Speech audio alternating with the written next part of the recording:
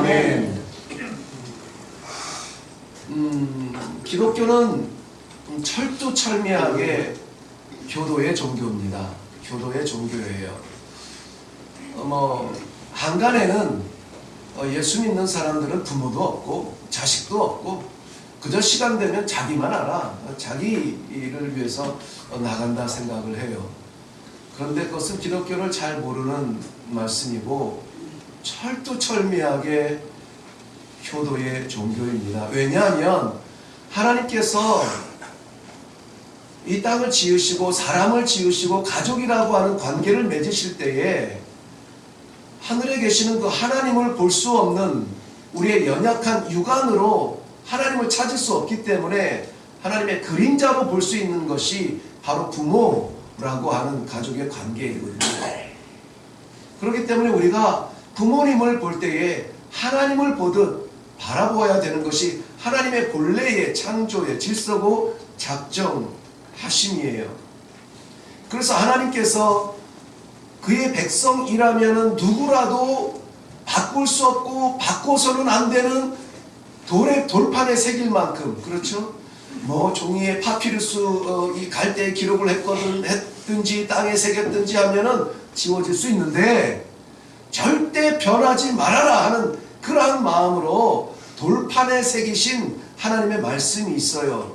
물론 창세기 1장 1절부터 계시록 마지막 절까지 이 성경은 모두 다 하나님의 감동으로 사람에게 기록할 수 있도록 주신 하나님의 말씀이에요. 그 가운데 독특하게 하나님이 친히 돌판에 새긴 말씀이 있고 그 마음이 있는데 그것이 십계명이잖아요.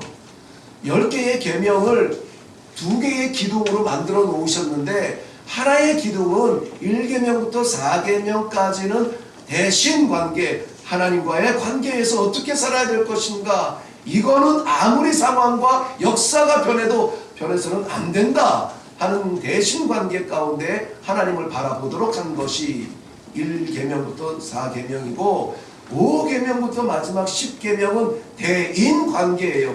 대인관계 속에서 무슨 형편에 빠지든지 이것만은 변해서는 안 된다, 바꿀 수 없다라고 하는 것이 이 5계명부터 10계명 대인관계인데, 대신관계는 한마디로 말하면 하나님께 효도하라는 거예요. 하나님을 바라봐라. 하나님을 바라보라. 하나님 외에 다른 것은 없다. 하나님을 바라봐라 해요. 그리고 5계명부터 10계명까지 대인관계에서 우리가 지켜야 될 것들, 많은 윤리적 질서들이 있습니다만은 가장 먼저 된 것이 뭡니까? 내 부모를 공경하라 이거예요. 부모를 공경하라. 살인하지 않는 것도 좋습니다. 중요합니다. 살인하지 않고 미워하지 않고 도적질하지 않고 간음하지 않고 뭘 하지 않음으로써 우리가 거룩을 지키는 이것도 중요해요. 이렇게 좀 소극적인 자세도 중요한데, 그러나 하나님의 자녀라면 적극적으로 우리가 해야 될 것이 있는데 그게 뭐예요? 부모를 공경하라. 출애굽기 20장 12절 말씀에도 이 구약 성경을 대표해서 부모의 공경에 대해서 이렇게 말하고 있습니다. 그리하면 내 부모를 공경하면 내 하나님 여호와가 내게 준 땅에서 내 생명이 길리라 약속해 주셨어요. 2가지 약속이죠. 내게 준 땅, 내게 준 땅, 내게 준 생명, 이것이 어떻게 된다고요? 보장되리라. 누가 보장합니까? 하나님 여호와께서 보장하신다는 거예요.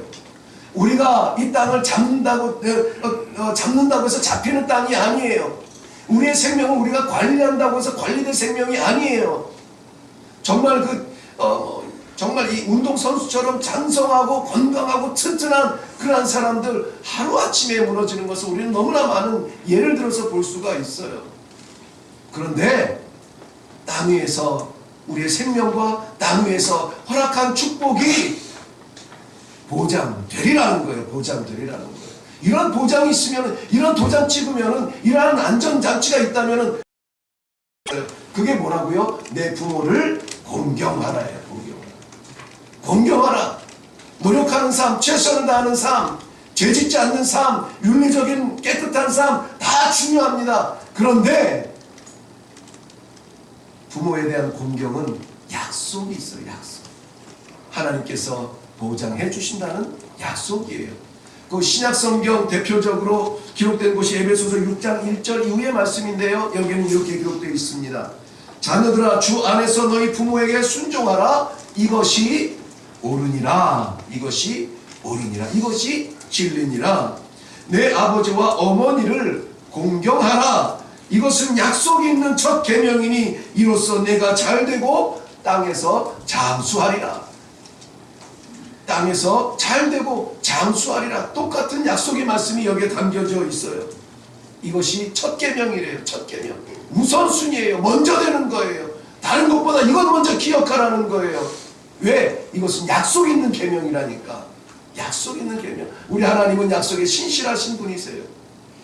금이 없고 거짓이 없고 부정함이 없으시는 완전한 하나님이 그가 약속하셨다면 반드시 이루시는 줄을 믿으시기 바랍니다. 그 약속을 이루는 이 질서가 여기에 있어요. 뭐냐면 내 부모를 공경하라. 공경하라. 부모님을 그저 보라는 거예요. 우리 형편도 답답하고 안 될 때 있는데 정말 답답하고 나보다 더 그 안타까운 심정으로 바라보시는 우리 부모를 바라보는 거예요. 바라보는 거예요. 하나님을 바라보듯 부모를 바라보라는 거예요.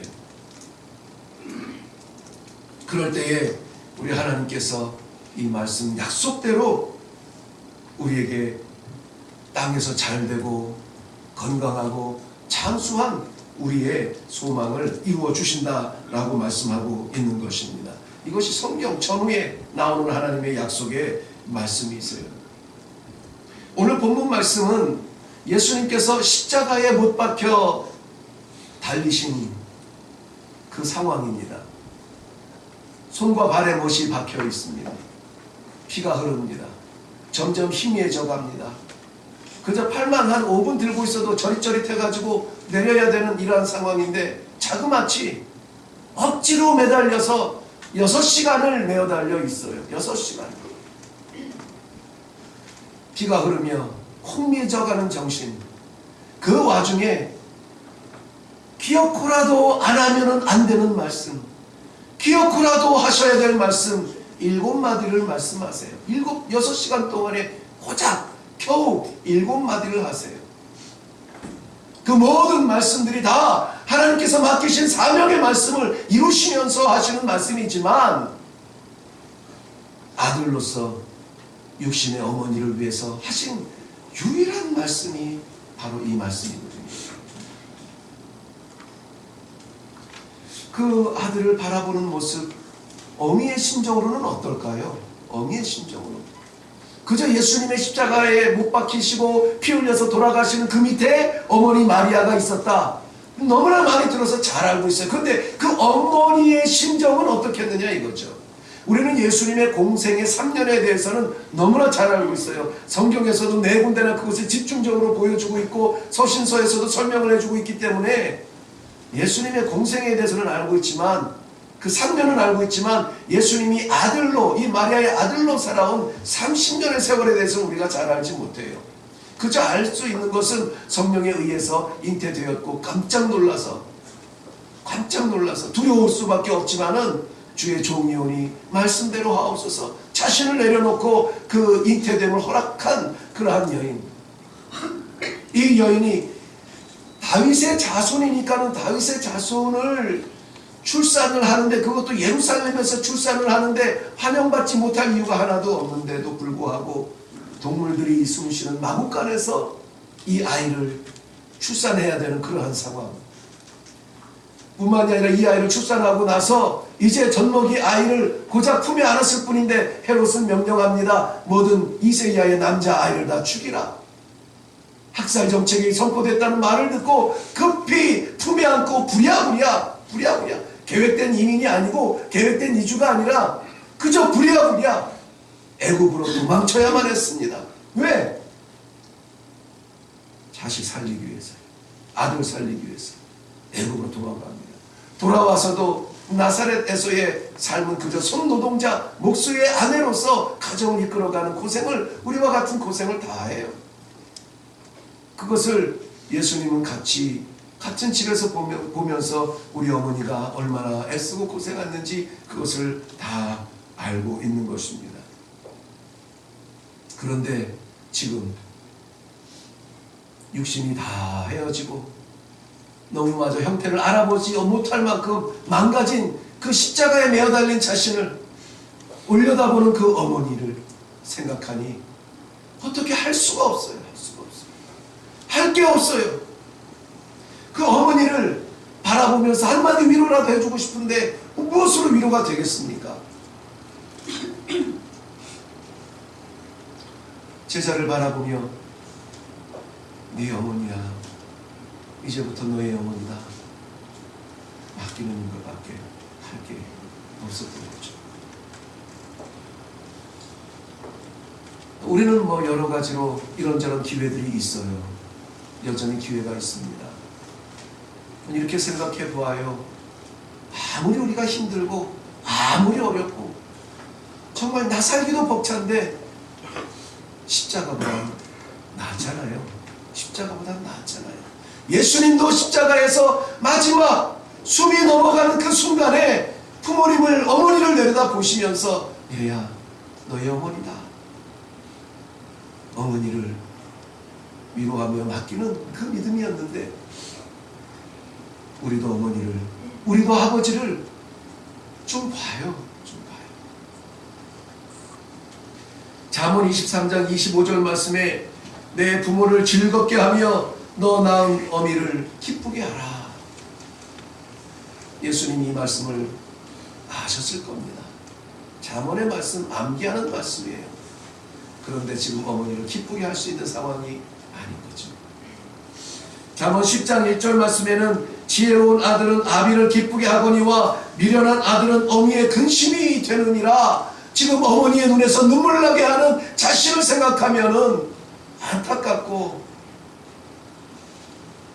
감당할 수 없는 슬픔이 몰려옵니다. 마지막 호흡을 다해서 해드릴 수 있는 것이 이것이었어요. 네, 어머니다. 네. 사람들이요, 많은 사람들이 자기 인생이 자기로 인하여서 좌우된다고 생각해요. 뭐 심지어는 내 인생은 나의 것이라 말하는 사람들이 들었어요. 저도 그렇게 이야기한 적이 있습니다. 부모 없이 난 사람이 있을까요?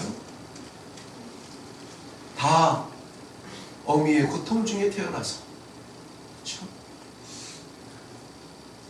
아비의 인격조차 내려놓고 어린 사람한테 굽실거리면서 땀 흘리고 수고한 그 눈물을 먹고 자란 사람이 우리들 아닙니까? 이것이 성경의 질서대로 부모는 그 자녀를 위해서 그저 우리는 기도의 제목 참 많아요. 좀 열렸으면 좋겠고, 좀 성공했으면 좋겠고, 좀 건강했으면 좋겠고, 좀 인생에 대박 한번 났으면 좋겠고, 전부 우리를 위한 기도를 하는데 오늘 우리 성가대 찬양이 가사가 그냥 하나예요. 내 아이 아버지 보게 해주세요. 내 아들, 내 딸 아버지 만나게 해주세요. 우리 부모님들은요, 한번 엿들어 보세요. 기도의 제목이 뭔가. 남은 몇 년 남지 않은 남은 여생의 화려함 없습니다. 그렇게 파스를 이곳저곳 붙여대도 건강을 위하여서 하지 않아요. 우리 자녀들을 위해서 기도하는 게 우리 부모님들이에요. 저는 잠을 안 내면은 정말 고개를 못 들 것 같아서, 오늘 설교를 못 할 것 같아서 정말 장로님들한테 말씀을 드리고 어머니를 가서 찾아뵀습니다. 지난 주간에 찾아뵀는데 어머니 이렇게 이제 90세가 다 되시니까 이렇게 의자에 앉으셔서 이제 힘이 없으시더라고요. 전 같지 않으시죠. 보니까 참 건방진 표현이지만 측은해 보여요. 손을 이렇게 잡고 죄송해요. 제가 더 열심히 섬겼어야 하는데, 그랬더니 저는 너무 부끄러운 심령으로 했어요. 네. 어머니는 그냥 딱 한마디로 말해. 정색을 하시는 거. 어디서 그런 눈빛이 회복이 됐는지는 모르겠지만 아이고야 무슨 소리냐. 아이고야 무슨 소리. 죄송해요 라고 했을 때는 나는 제 어렸을 때부터 그냥 이 순식간에 떠오르는 모든 부끄러움들이 떠오르잖아요. 근데 어머니는 그 많은 것들을 순식간에 잊어버리세요. 아이고야 무슨 소리냐. 너 같은 아이가 어딨냐. 너 같은 아이가 어딨냐. 더 이상 제가 말을 못했어요. 이 마리아도 어머니에게는 마리아도 예수님에게는 그런 어머니이세요. 그런 어머니였습니다. 처녀가 임신을 해. 당시에는 지금은 뭐 시대가 뭐 어떻게 좀 변했는지 건강하지는 않지만 아무튼 당시에는 처녀가 임신을 하면은요 그것을 불결의 죄로 물었습니다. 그리고 성 밖으로 끌고 나가서 돌로 쳐 죽였어요. 그런데 이 처녀 마리아에게 잉태할 것이라는 말씀을 듣고도 마리아는 자기를 내려놔요. 죽을 수도 있는 상황에 종이오니 하나님 뜻대로 하세요. 자기를 던져놔요. 그 소중한 첫 아이의 출산에도 그 비참한 부끄러운 냄새나는 구유에서 출산을 합니다. 마리아가 그 예수님을 바라볼 때 어떤 생각이 들었을까요? 어머니로서의 마리아의 생각 말이죠. 우리 자녀들을 키우면서 알겠지만은 대체로 그런 아이들에게는 다 똑같은 말을 할 거예요. 밖에 나가서 애가 어디서 쥐어 터졌는지 이 멍이 들고 머리가 헝클어지고 아무튼 진지 울면서 들어와요. 근데 그 전에는 정말 천사같이 목소리도 한번 높아보지 않은 그런 이 곱디 고운 어머니가 이런 말씀을 하시잖아요. 야 다음엔 너도 한 대 때려. 너도 한 대 때려. 그런 얘기 하시잖아요. 깜짝 놀라서 어머니가 웬일이시지? 마음에 용기가 나잖아요. 어머니 내 편이시구나 하는 그런 용기를 내잖아요. 그게 어머니의 삶이에요. 자신도 없어요. 내 자신, 어머니 자신의 삶이 없어요. 그저 다 내려놓는 거예요. 그런 어머니에게 할 수 있는 것은 요한을 소개하는 것밖에 없습니다. 예수님은 십자가에 달리셔도 마지막 이 효성을 잊지 않았어요. 우리는 그 길을 따르는 제자들이라고 합니다. 예수님이 이것이 내 부모를 공경하라 하나님의 율법의 완성이기도 하거니와 내 부모를 공경하라 윤리적인 성취이기도 하거니와 내 부모를 공경하라 양심에 지금 자기를 바라보는 그 어머니에게 해드릴 것 없는 안타까움에 가장 사랑하는 제자에게 어머니를 부탁하는 신령이기도 하거니와 우리에게 맡기신 사명이기도 해요. 우리 어떻게 해야 됩니까? 부모님들 잘 섬기고 공경해야 해요. 밖에 나가서 무슨 소리를 듣든 교회에서 어떤 일을 하든 다 초월해서 그저 오늘은 부모님을 바라보고 부모님을 품고 부모님께 효성하도록 작정하고 결단하고 부모님이 누구보다 우선입니다. 고백할 수 있는 우리 모두가 되기를 바랍니다.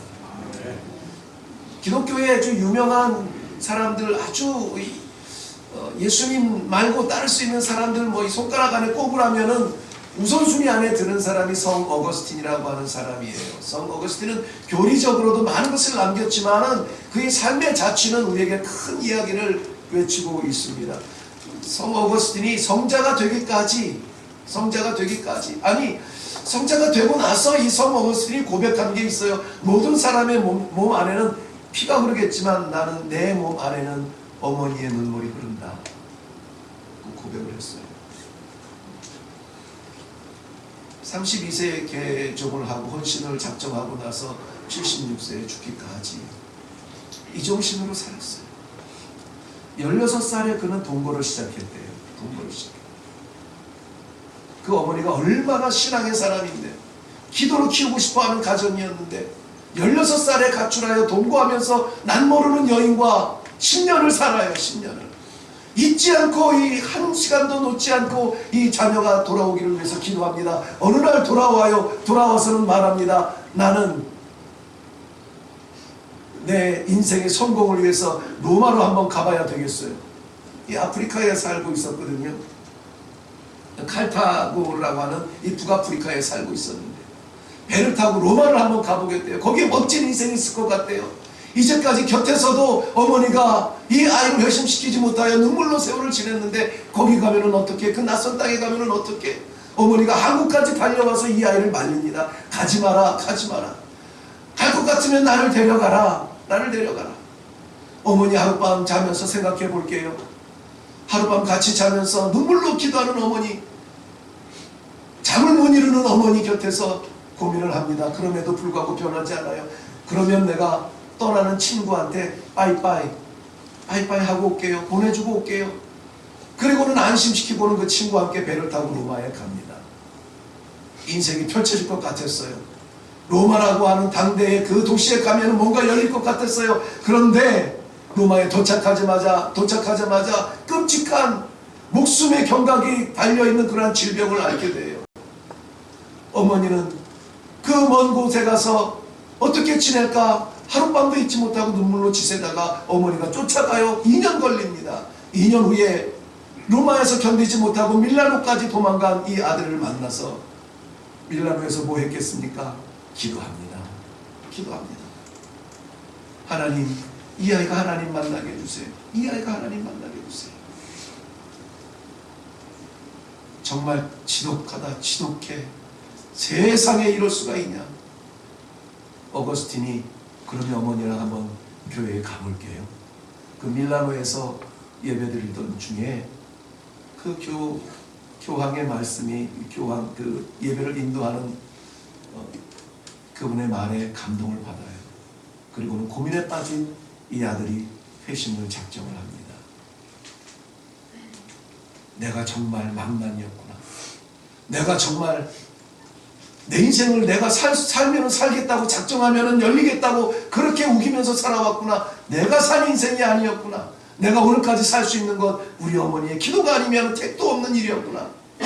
어머니의 그 기도에, 그 눈물에 보답하겠습니다. 다시 아프리카로 돌아와서 마지막 운명하는 순간까지 아프리카의 영혼들을 위해서 섬기는 사람이 되어서 성 어거스틴으로 호칭을 받게 되는 것입니다. 저는 저희 아버지는 저에게 항상 바위 같은 분이셨어요. 넘볼 수 없는 분이셨고 그냥 호칭이 아버님이었지 가족이라는 생각을 해본 적이 없어요. 그냥 두 분이 만나서 나를 낳았으니까는 내가 이 시성을 따르고 관계가 참 어려웠습니다. 왜냐하면은 80년 초죠. 70년대 말에 벌써 그 당시에도 그 지역에서는 가장 중심되는 교회, 1200명 되는 교회를 개척해서 이렇게 섬기셨고, 한 20년 섬기셨고, 20년을 섬기셨을 때가 시움 되셨던 해예요. 시움 되셨을 때에 후배 목사님에게 교회를 이렇게 이양을 하시고 학교에 가셔서 학교에서 20년을 섬기셨어요. 그러니 항상 아버지를 생각하면 나는 세 발의 피, 그림자도 안 되는 저 구석의 먼지 같은 존재. 게다가 왜 하필 나는 막내로 태어나가지고 너무 먼 아버지였고, 아버지 기침 소리만 나면은 이 기어다닐 때에도 엄마의 젖이 그리워서 이렇게 예배드리던 그 교회, 지금 그 삼일교회 전신인데요. 삼일교회에서 교육자 생활을 하시는데 예배 시간에 이렇게 엉금엉금 기어다가 그 아버지의 마른 기침 소리가 있어요. 제가 그 기침을 좀 닮았는데요. 이렇게 제가 하는 기침은 아버지가 하는 기침이었습니다. 이렇게 하면은 깜짝 놀라가지고 그 젖먹이 아이가 뺑 돌아서 이렇게 뒤돌아서 나갔대요. 그러던 아버님이었거든요. 그리고 저는 이제 선교지에 가서 20년을 선교사로, 어느 날 제가 선교지에 있다가 한국을 방문할 기회가 됐어요. 아버님은 이제 뭐 다 이제 은퇴하시고 70 한 6세, 5세에서 8세 그 사이쯤 되셨던 것 같은데요. 저에게 나랑 좀 어디 가자. 제가 평생 처음 들어본 이야기예요. 나랑 어디 가자는 거였습니다. 그래서 아버지의 초대니까 얼마나 뿌듯했겠어요. 이제 나도 좀 컸나 보다. 아버지가 같이 가자는 데도 있고. 그래서 예 아버님 그러고는 모시고 이제 따라 나갔어요. 버스를 타고 도착한 곳이 좀 괜찮은 데로 갈 줄 알았거든요. 고생한 아들 데리고 와서 동대문을 가시더라고요. 동대문에 보면 황학동 시장이라는 데가 있어요. 황학동 시장이 뭐 하는 데냐면 우리가 이렇게 재활용처럼 쓰레기처럼 버리는, 원래는 그야말로 쓰레기 중에서 건졌는데 요즘은 생활이 좀 나아지니까 그냥 뭐 재활용한다고 내놓는 그런 것들을 다시 이렇게 모아가지고 거기에서 이제 필요한 사람에게 파는 그러한 재활용 시장이에요. 우리가 어렸을 때는 쓰레기 시장이라고 불렀어요. 쓰레기 시장. 없는 것이 없는. 거기를 저 이제 데려가는데 좌판이 뭐 한 요만해요.